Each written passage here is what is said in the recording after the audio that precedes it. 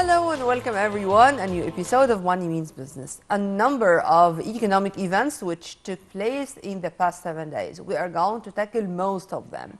And most important, the things which are taking place outside Egypt. There are a lot of deals, a lot of arrangements, agreements, and many even new industrial zones are going to be built here. It seems that there are a lot and a number of countries who are competing together. Who is going to build first their industrial zone here in Egypt? It's a win-win situation. We are the gate to Africa, to be accurate, to the whole world with our geographic location and our incentives to investors coming from all over the world. We are going to discuss the details right after this. We are going to be back with my dear guest live here in the studio to discuss all these files. Let's watch. Right after this, we are going to be back.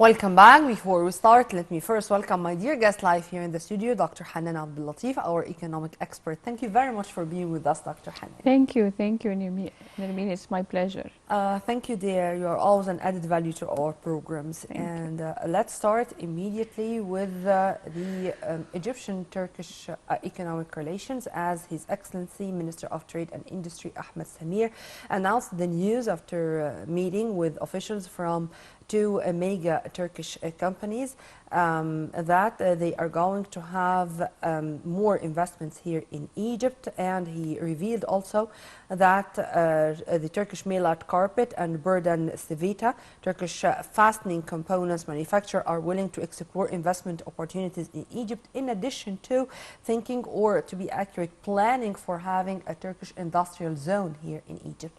How do you see these kinds of relations, and to, let's say, invade more markets or to attract more investors?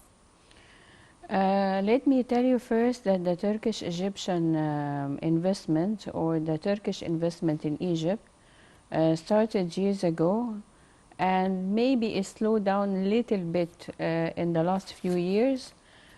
So this is very normal reaction for Egypt's strength economy, and also because we are attracting now more investors to come from all over the world, so it became really a competition between the countries. Let's say that you are a target, but in a very good way, a target for attracting a big investment. Suez Canal free zone area is promising, very promising for the future. And maybe it's used already by many investors, but promise with more investment because it's huge area and facilities, and as you said, geographical location. So I'm not surprised that the Turkish investment will increase in Egypt, as the other investment will increase in Egypt. Yes, we are waiting for more and more investment, and this is a very good step actually to get more Turkish investment, but they were always investing in Egypt. This is not the first time. They It's just not, increase but it. I mean, this is going to be my coming question, but if you permit me, I'm going to speak a little bit in numbers. A total of 790 Turkish companies operate in Egypt with Turkish investments amounting to 2.5 billion US dollars, in addition to 400 million in investments that were added in the year 2020. Turkish investments are concentrating in the field of medical industries, furniture, cosmetics, food industries, chemicals, and engineering industries. First, about these numbers, how do you see them? Only a beginning or a good start to continue on the right track? Because we do have a lot of ambitions, whether from the Turkish or the Egyptian side, and also medical industries, furniture, with all my respect. But do you think that it's time also to add to this green energy, for example, renewable energy, and to open new horizons? Give me your panoramic view. I think all these numbers are great, but great so far because it's just a beginning. This is my idea. My idea also is started in some of the industries, but it will go farther for more strategic industries, and it will go farther for more bigger kind of investment in Egypt. I can guess oil and gas. I can guess the natural gas. I can guess something connected, as you said, new energy projects. Because let's say that Turkey and Egypt has historical relations. It's not from yesterday or from last year. And the area itself, you know, we are both of us, Egypt and Turkey, belonging to the same area, which is Mediterranean area. So we are connected anyhow. But now, again, as I told you, that Egypt is attracting. And to be honest, we are doing effort to attract, but anyhow, Egypt attracts because of many other things, not just, it doesn't really depends on what the government do. Yeah, they are doing good effort, but Egypt anyhow, again, it's a center point, focal point for all the area, especially the Mediterranean and the Arab countries area. So we have to attract this kind of investment, but in the future, I can see more coming as number, as bigger investment, as some other, whatever we call sectors, for example.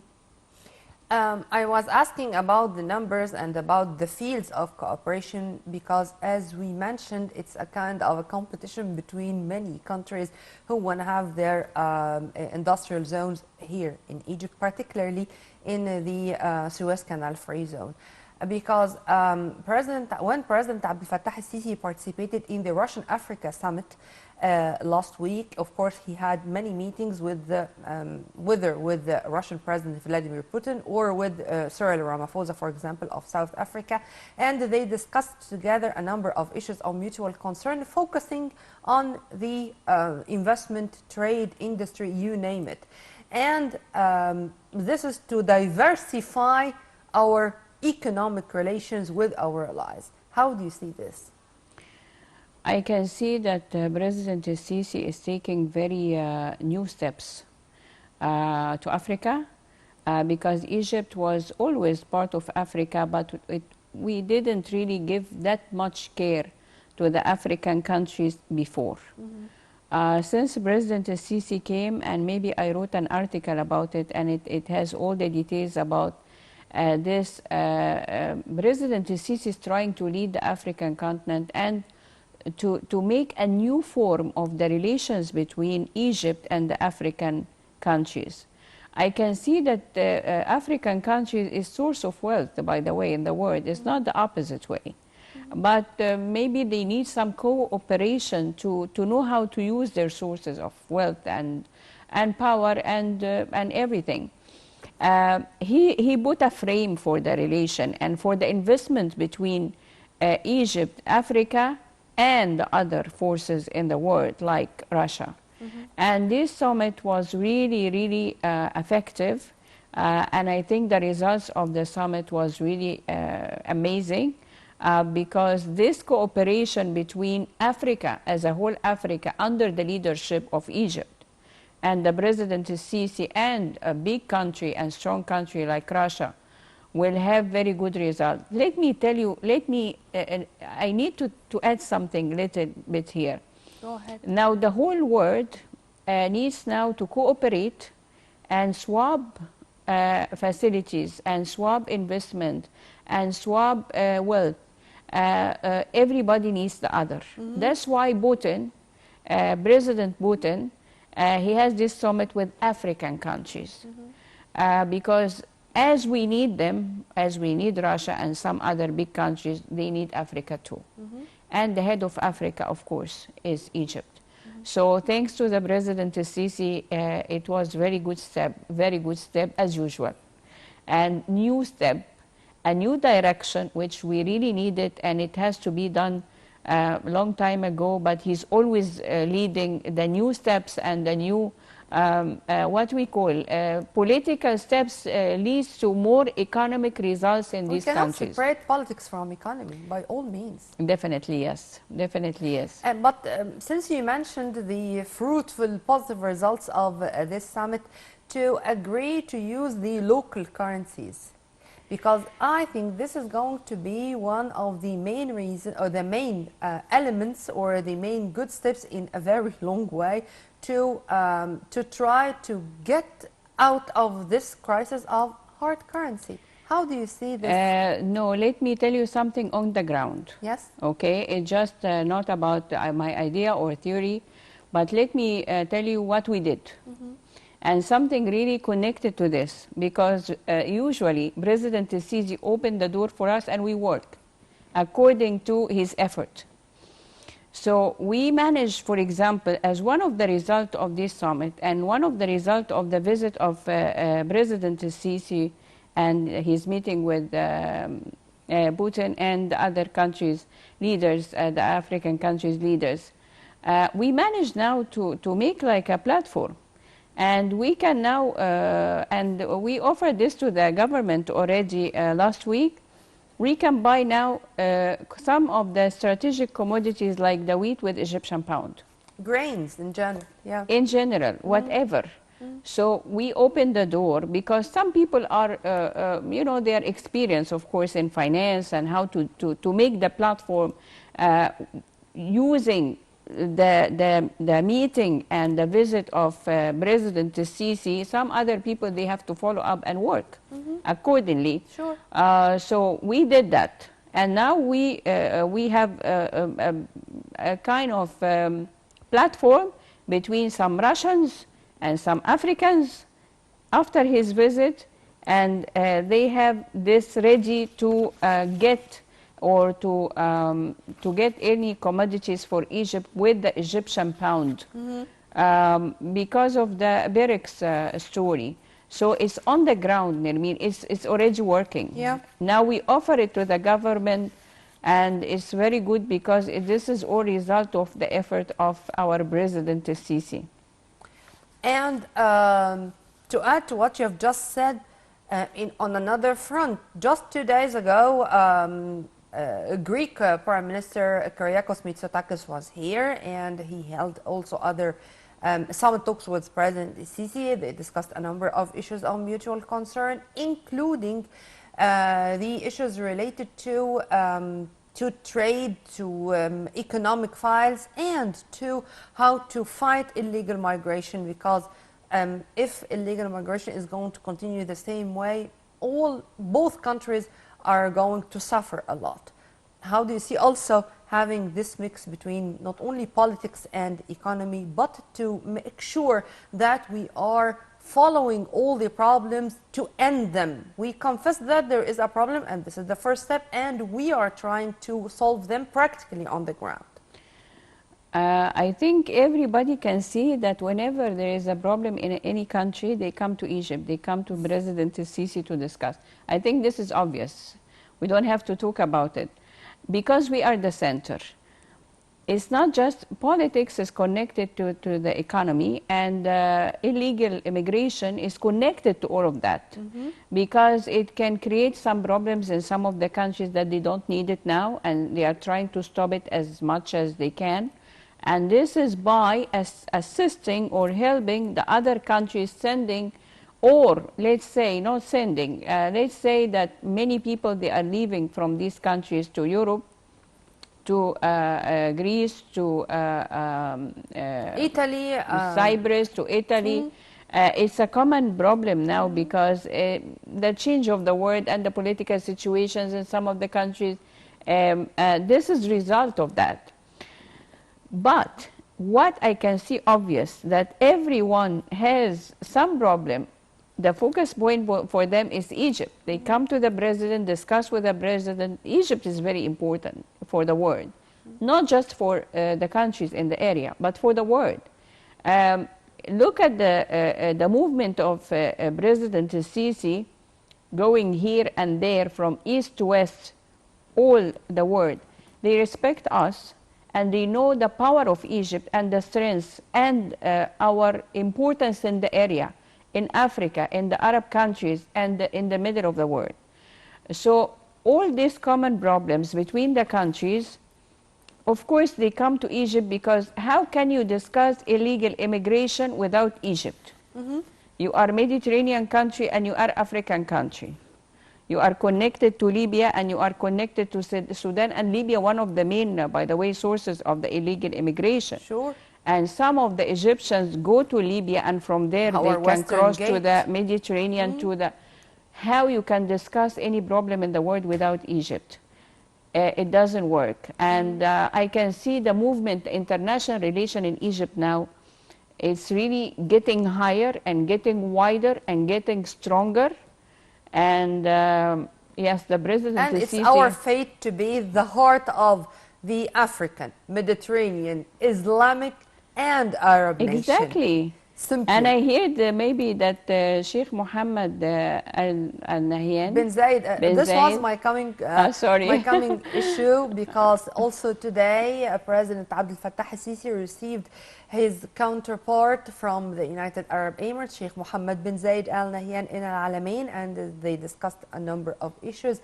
On top of the list, it was trade, investment, and industry. Also in Al Alamein today, President Sisi met with Bahraini King Hamad bin Isa Al Khalifa. And by the way, in the two separate meetings, the Arab leaders stressed the importance of boosting the joint Arab action, because this is very important on all domains. And to take into consideration that all the time, as you've kindly mentioned, full coordination and consultations with Egypt, it's a must. And it's a must for the peace, security, and prosperity of the region. It's not here about only one country or just bilateral ties, but it's for the region. Particularly with the United Arab Emirates, let's start with, how do you see the increasing trade ties between us as allies or as brotherly nations? I can see... I was very happy and proud to know that he's coming to Egypt for Alamein to have his holiday. Even part of it is official visit, but it's a holiday. Yeah. When people say about some other countries, it's beautiful, and people, they go there for holiday without naming these countries. But I can tell you that Alamein now, I'm very proud of this new area. I visited Alamein when it was still under construction, maybe it was a desert. And I guess that this area will be international resort for the world, not just for the Egyptians, for everyone. It will be something really above all the levels that we think about. And to have in this new area, this president, the king, the sheikh, the rulers of some Arab countries, just to come and feel relaxed and feel this beautiful area, it means that, again, Egypt is the heart. Is the heart. Safety, security, everything. welfare, concerts, soft power. Did you see Sheikh Mohammed Al Zayed Al Nahyan was taking selfies, photographs with the Egyptians without security? Yeah. That showed in the media maybe today or yesterday, and that was really a sign for, can you imagine how safe this person is feeling to take within the middle of the people without his private security, without any security, and just walking around? This is a very good sign for us. Our relation with the Arab countries and with the Gulf area will be strong forever. It's historical, and it's like brotherhood. You know, it's like we are brothers. It's not, again, away from any stories, but we all the time describe the relations between the Egyptian side and the Arab side as brotherly relations. we are brothers. We are. That's why they feel Egypt is their country, their home. You know, they don't feel really. I swear, to be accurate, we are all the time giving a hand to all who are in need. In time of disasters, you are going to find Egypt as first. Even Greek Prime Minister Mitsotakis thanked President Sisi, of course, for the helicopters which were sent by Egypt to help in setting out the blaze there and the wildfires in Greece. Yeah. And we hope that this is not going to be repeated by any means. And we are here all the time to give a hand for any of our allies who are in need, or if in time of crises, you are going to find Egypt the very first country to give a hand. And to add to what you have just said, Dr. Hanan, also today, expert-level preparatory meetings for the Egyptian-Jordanian Joint Higher Committee launched in Amman on Saturday, also today, and they are going to continue until the 7th of August. It's being held in light of the commitment of both countries, and I like the word commitment here, by the way, to strengthen relations in various fields, namely economic, trade, investment, and to advance the joint development efforts for the welfare and prosperity of both countries. The delegation of experts is scheduled to be headed by Egyptian Ministry of International Cooperation, from the Jordanian side by the Ministry of Industry, Trade and Supply. Would you please elaborate? Can you imagine how many countries did we mention in just a few minutes? And today. And today, I mean, this is the recent. Most of 90% of what we have said, it's today. Can you imagine if we count how many countries? Exactly. Yeah. How many countries? This is very obvious. And Jordanian-Egyptian relation also, it's, we cannot talk about it because it's very strong, long time ago. Never had any troubles, never had any... we are very close to Jordan, by the way, very close. And even we have some families here, they have Jordanian name. I mean, we have some of the marriages between Jordanian families and Egyptian family. Let me tell you something out of the story, just to know how it is very big relation between Egypt and Jordan. You know that my sister is married to one of the Jordanian family. They have here houses in Egypt. All of their children, they were having their education, they had their education in Egypt. And all the kids now, they go to Jordan, so it's like two, let's say one country, not two. We don't consider it, they fly here, we fly there, and each of them, they have a house in the other country. This is how the relation is strong. That's strong because we have families connected the two countries together. This is social level, not political and not economic. We are very similar, even in tourism. We used to have some programs for tourism connected Egypt to Jordan. One program to come here to have all the sightseeing and then to go to Jordan for Petra and for the beautiful Jordan. Always connected, economic, but again now, The journey of the Holy Family. the journey Jesus of the Holy Christ. Family.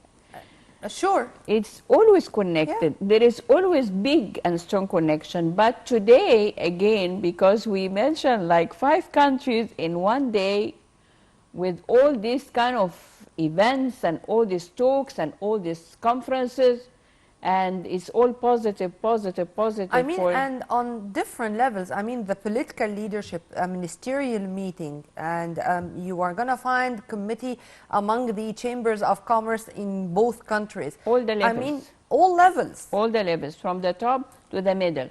But all these levels, they have to work together. They because are. the leaders, Because they are going to refer to each other. I mean, the Egyptian-Jordanian Joint Higher Committee is the most irregular of joint committees, and what is going on as we speak, even they are the preparatory more. meetings for the higher committee. So maybe tomorrow you will find some more and some more. But always Egypt and Jordan are very close countries. And always there is a big business in different levels, by the way, even the businessman level, you know, not the government, private sector level. We have lots of Jordanian people here. Dr. Hanan, you're reading my mind. This was also my coming question because we were speaking about the official visits and the summit talks and the chambers of commerce of both countries when it comes to Egypt with another country. But I'd like to know the impact of all what we have said on the private sector and how the private sector can have a lion's share in many of the fields we have mentioned, the variety of fields we have mentioned. I have to tell you that I mentioned the private sector because I had today, just today, a meeting with a Jordanian gentleman. He's a very big businessman, and up to what's going on and all this fast movement, he has already some investment in Egypt, but not too much. And today, just today, he signed another contract with bigger investor investing, and he put more investment in Egypt because you know, when your two countries are moving fast together, when the two countries moving fast together, this is 100% reflect in the private sector because they feel more secure, more the two countries are supporting them, more a strong relation between the two countries. So this is 100%.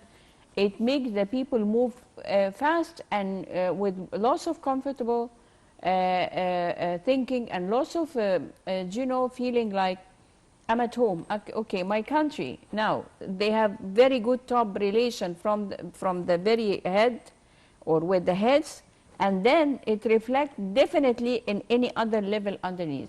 So he was signing a big contract today, but this is to put more investment in Egypt. He already invests, but he was fine. This is okay.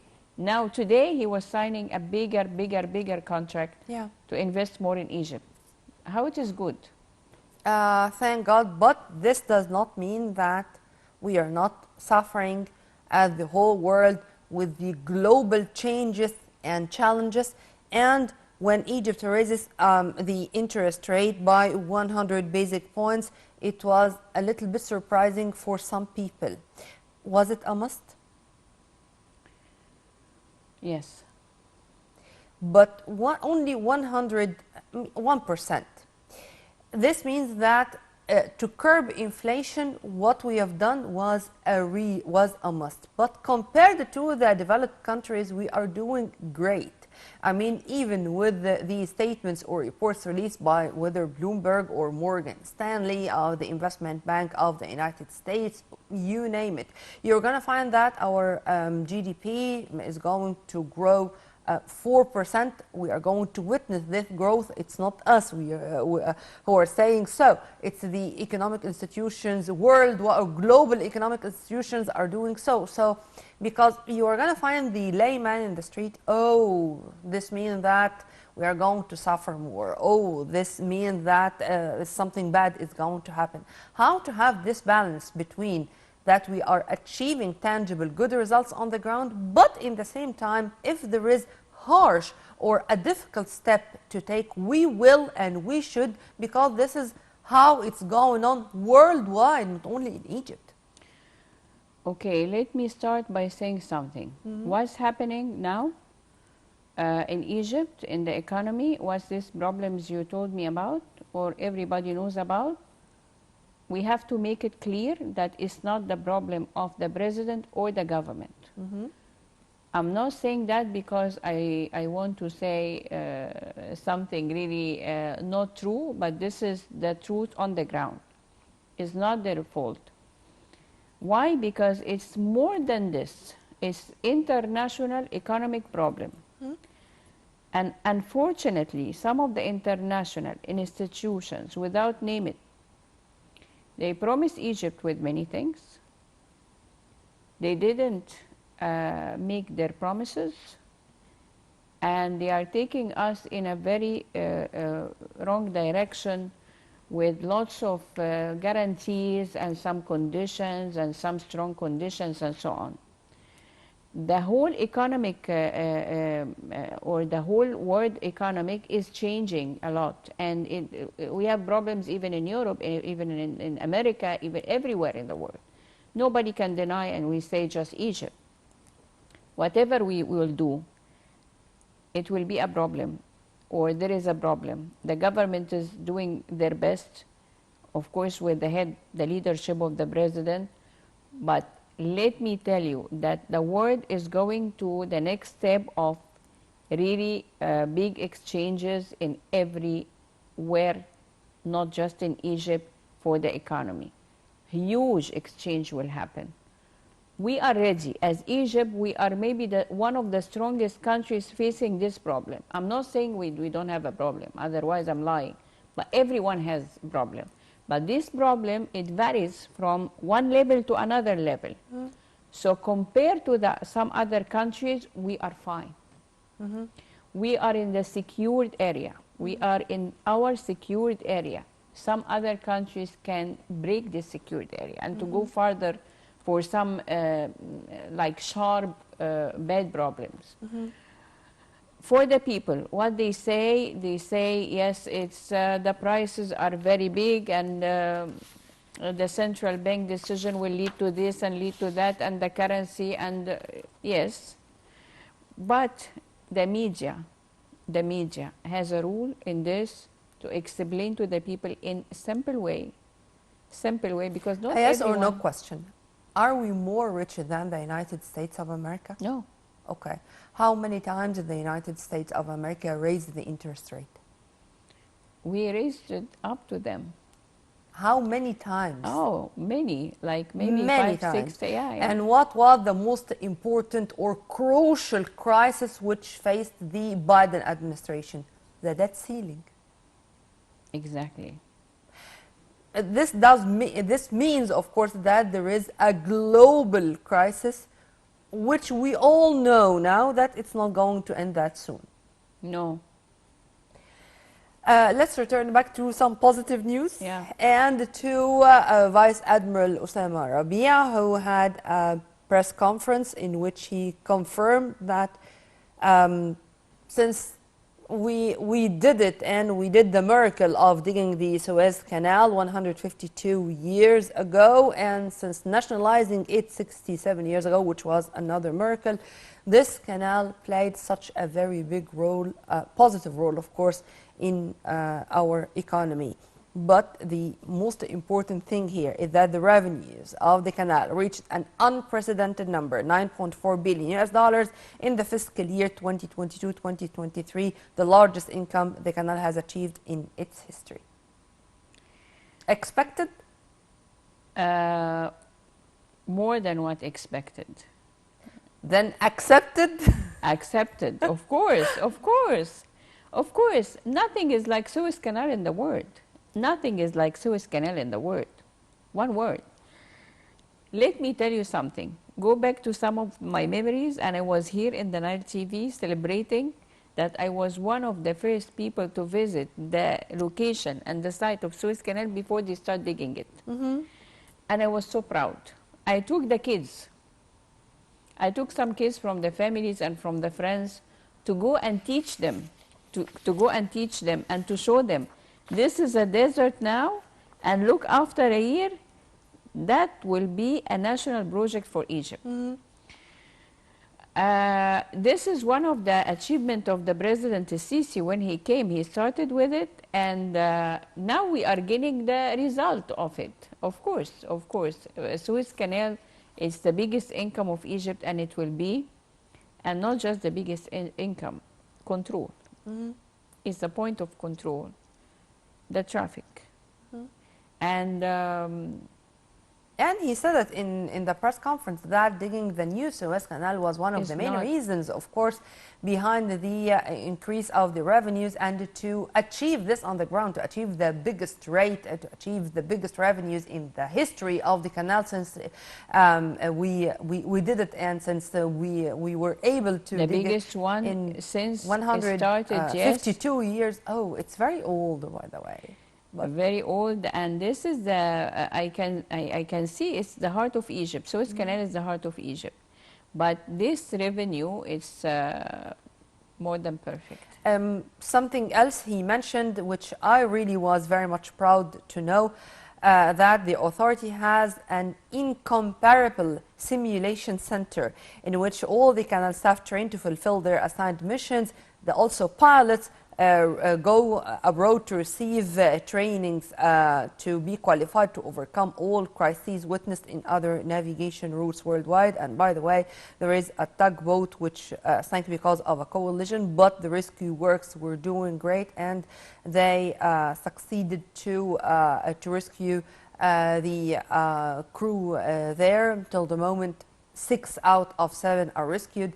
We don't know about the 7th, but inshallah he is going to make it. But I mean, there was another press conference or another press release. Transparency. When there is a problem, there is a problem, and we deal with it. Rescue works started immediately, and this is happening in the world, in the whole world. Every day you hear some accident here and there. Every day, really. If you look at the map of the world, not just Egypt, every day we have a story, and you hear it in the media in every country. So it's normal. Of course. I mentioned some of the statements which were released by Vice Admiral Rabia, because I want to speak more about logistics and about the services introduced by the Suez Canal Authority, and to what extent they are very much important, maybe not important than the passage or the navigation route itself, because this can be such an added value to the area. If you want to elaborate on that. Do you know, I visited the authority in Ismailia a few times, and I had the pleasure to meet General Osama Rabia a few times, and it was my pleasure and my good luck, to be honest. Before these visits, I didn't recognize how this authority was running. Of course, like any other Egyptian citizen in Egypt, we know just Suez Canal, some ships crossing, its revenue, and and that's it. And that's it. This is our information. When I went there, no, it's much, much, much, much, much, much bigger than this. It's a whole community. And this community is full of expertise, Egyptian expertise, in all the kinds of whatever you think and whatever you don't think. They have something really, first of all, very advanced, very advanced. The people, they have very advanced education and training. They have lots of areas for some of the very high technology. The best and the highest level technology in Egypt is in Suez Canal. Technology I never ever thought that it will be in Egypt. Kind of technology I never ever thought that it will be in Egypt. I saw it there. Technology, very high educated, trained staff, in all the, Ismailia has lots of buildings for Suez Canal. And I went to like 3 or 4 of these buildings with the main one. And I found some people above the level of the normal educated people in Egypt. Yes. Yes? Yes. Simply, he said it, incomparable simulation center. They are. I mean, the simulation center in the Suez Canal or affiliated to the Suez Canal Authority is not found anywhere in the world. Simply. No. Because there is only one Suez Canal in the world. Only one Suez Canal in the world, and the community is built over something really unique, so it has to be unique. I'm going to remind myself and to remind you with Evergreen, this ship, this huge ship which blocked the route for nearly 7 days. And many experts who came from all over the world, they said that, oh, it's going to take months. But the Egyptians did it in a miracle, in less than a week.